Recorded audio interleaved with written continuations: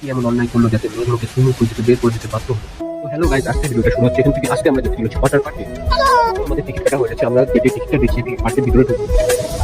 এখানে একটু বলে রাখি, যারা যারা আমার আগে ভিডিওটি দেখুন তারা অবশ্যই আমার ভিডিওটি দেখে নেবে। এই ভিডিওর কমেন্ট বক্সে আমি লিঙ্ক দিয়ে দেবো। সিট দিয়ে সোজা রাস্তা দিয়ে আসলে ডান দিকে ঘুরতে হবে, ডান দিকে সোজা রাস্তা দিয়ে একটি গেট পড়বে, সেটি ওয়াটার পার্কের গেট।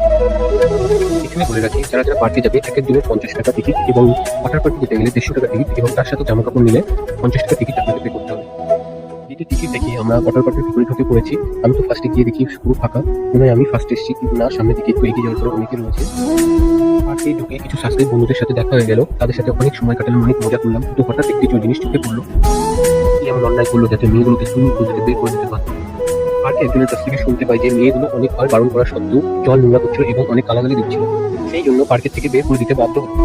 ভিডিওটি ভালো লাগলে অবশ্যই চ্যানেলটিকে সাবস্ক্রাইব করে যাবেন, এবং রাতের ভিউ যদি আপনি দেখতে চান তাহলে অবশ্যই কমেন্টে জানিয়ে দেবেন।